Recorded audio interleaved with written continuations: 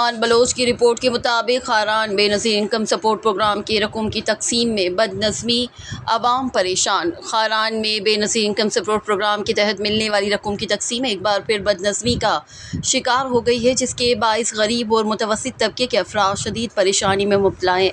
شہر سمیت مضافاتی علاقوں میں بڑی تعداد میں مستحقین صبح سویرے رقم کی وصولی کے لیے پہنچتے ہیں تاکہ عید الاضحیٰ کے موقع پر عید خوشی سے گزر جائے، تاہم شام تک بغیر رقم لیے مایوس واپس لوٹنے پر مجبور ہو جاتے ہیں۔ خاران سٹی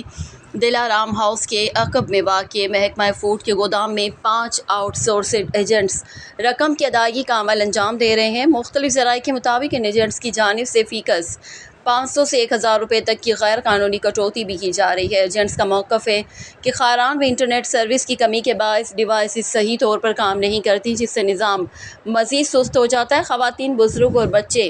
صبح سے شام تک شدید گرمی میں گودام کے اندر اور باہر انتظار کرتے نظر آتے ہیں، جبکہ سڑک کنارے جمع ہونے سے ٹریفک کی روانی بھی متاثر ہو رہی ہے۔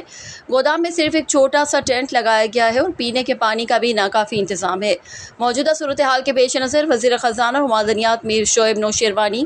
ڈپٹی کمشنر خاران منیر احمد سومرو اور ضلعی چیئرمین حاجی میر محمد جمعہ کبدانی سے اپیل کی جاتی ہے کہ فوری نوٹس لیتے ہوئے گودام میں سایہ دار جگہ، ٹھنڈے پانی اور بیٹھنے کے مناسب انتظامات یقینی بنائیں، ساتھ ہی رقم کی تقسیم باعزت اور منظم انداز میں انجام دینے کے احکامات جاری کیے جائیں۔